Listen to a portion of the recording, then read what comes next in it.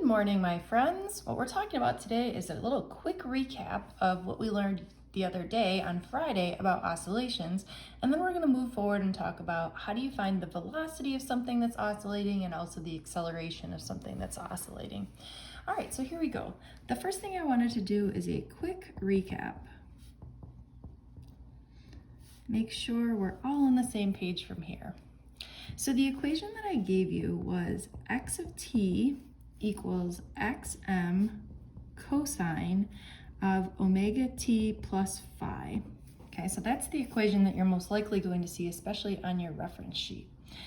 But we were saying that omega is really our angular velocity, or it's much easier to write this as 2 pi f. So I would always write this equation as x of t equals xm times the cosine of 2 pi ft plus phi, where again, xm is the amplitude of your oscillation or your maximum distance. That's where the m is for maximum and x is for distance. And then 2 pi f is the frequency at which this oscillates at, and our phi is our phase shift. Okay, so let's do a quick example. Make sure we can go from here. Okay, what if I gave you the equation x of t, excuse me, is equal to 3 cosine of pi t? Okay, take a second here and pause the video and see if you can figure out what is xm, what is f, and what is phi. This should look just like what we did in class the other day. All right, hopefully you said that xm is 3, and then you said, all right, well, if we have 2 pi f, that in our case here, the 2 pi f is multiplied by t. The thing that's multiplied by t in our case is pi. So cancel out the pi, divide by 2, or we get that the frequency is equal to 1/2, or 1 cycle every 2 seconds.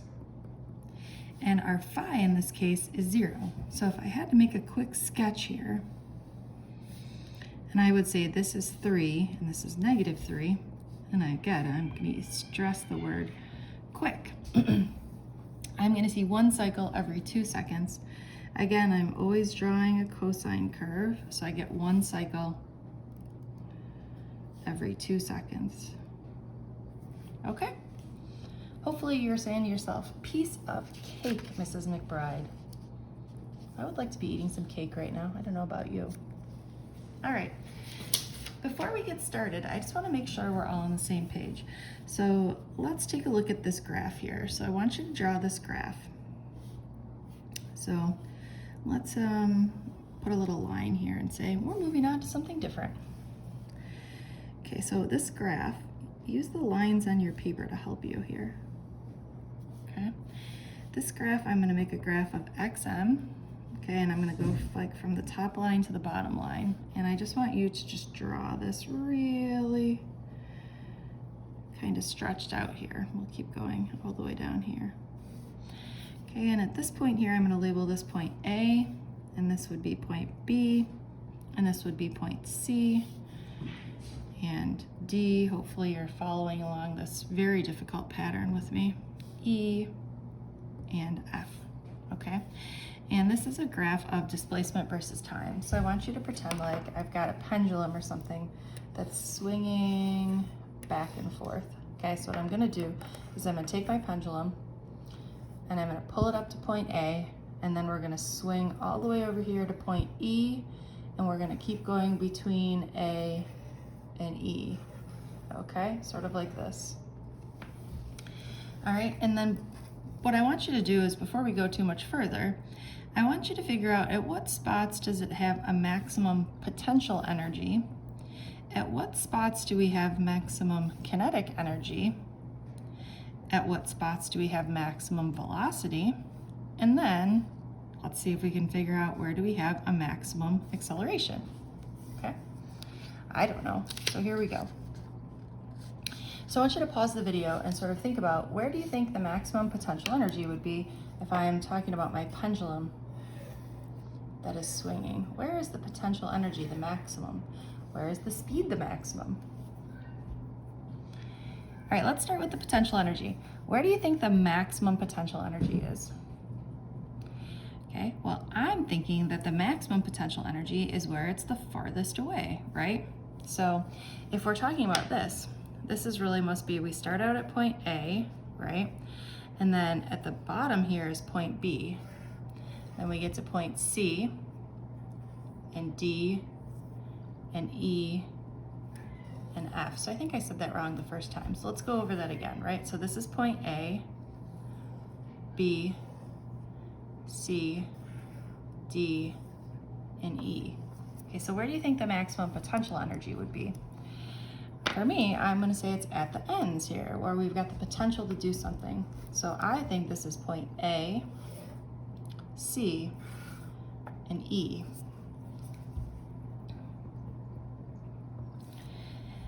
And therefore, if you follow the pattern here, if the maximum potential is at the ends, the maximum kinetic must be sort of in the middles, or my B, D, and F.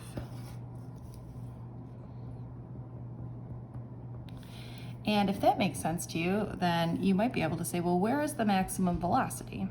Well, I would think that the maximum velocity is the same place where we have the maximum kinetic energy, because kinetic energy is the energy of motion, and where we have the maximum kinetic energy, we should have the maximum velocity.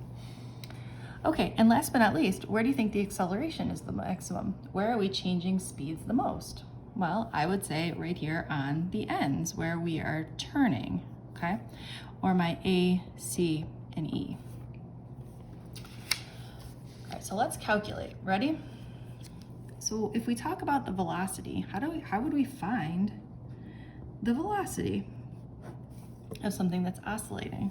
Well, we know that velocity is the derivative of this, of the function, or derivative of the distance with respect to time. So we basically are saying, well, what if we take the derivative of this with respect to time? And we're really taking the derivative of my xm cosine of omega t plus phi. Okay, so think about how you take the derivative of something like a cosine function. Hopefully you know that the derivative of cosine is, I'm sure you were saying to yourself at home, negative sine, okay? And then we have to take the derivative of the inside here, right? Oop, I forgot a parentheses. The derivative of the inside here would just be omega. So I would get, I'm just gonna write this out nicely, negative omega times xm times the sine of omega t plus phi.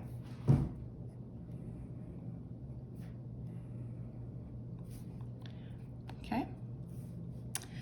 And if you were doing the acceleration, we would do something similar, right? So we would say again, the acceleration is equal to the derivative of the velocity with respect to time.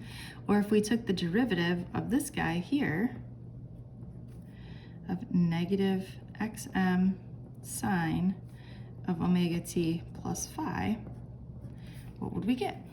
Well, we know that the derivative of sine is cosine, so the negative stays. Right, so we know we're gonna have the negative. I missed a thing here. I missed the omega, sorry, okay?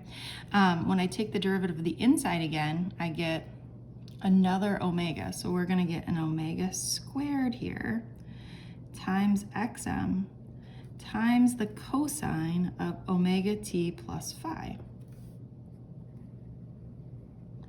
Okay, or you should notice, right, that xm cosine omega t plus phi, that's back to our original equation, right?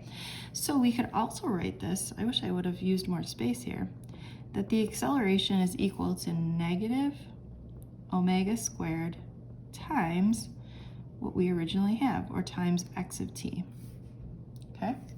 So if we were to graph this, and this is where I'm gonna grab a pencil because pen is just not working for me. If we were to graph this, what does it look like, and do our assumptions from our equations that we now know match this? Okay, so I'm going to use these lines here. So I'm going to make a graph of x of t, and then right underneath it, I'm going to make a graph of v of t, and right underneath that, I'm going to make a graph of a of t, okay? And I'm going to put in some vertical lines, which hopefully are going to help me to draw some nice graphs. I'm just going to make some evenly spaced lines here. See what I'm doing?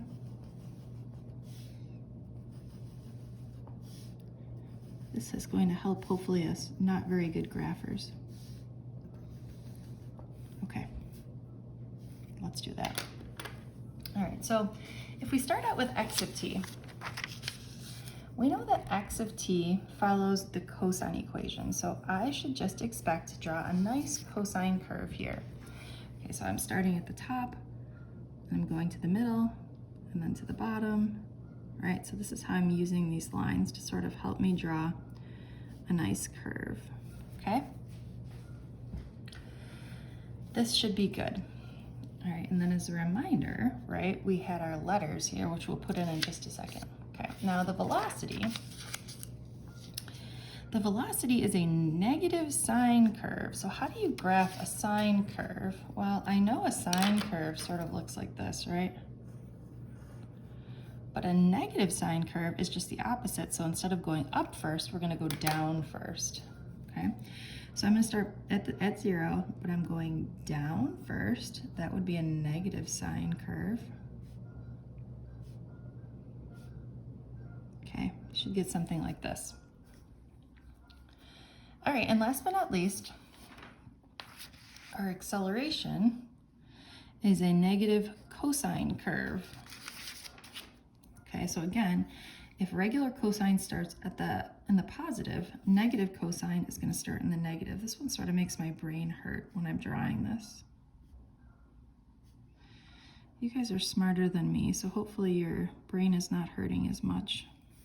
All right, so what does this tell us? Does this tell us anything other than the fact that we can draw curves? Well, if this is point A and this is B, C, D, E, and F, which coordinate with what we had over here, right? Let's see if we can do the same thing. So for example, where is the maximum velocity? We said the velocity was maximum at B, D, and F. Okay, so if we look at our velocity graph, we do see that the velocity has a maximum at B, D, and F. Yay. And if we look here, we said that the acceleration was going to have a maximum at A, C, and E. So again, if we look at our acceleration, we see that it has a maximum at A, C, and E. Okay, so hopefully this graph was helpful in proving that these are the correct equations. Okay, and we'll use these equations to solve some problems next time I see you in class. Have a good day, friends. Don't forget to do chapters 2 and 3 in the review book. And just as a reminder, you can't take more than 13 minutes on each section to complete that. Good luck. Bye.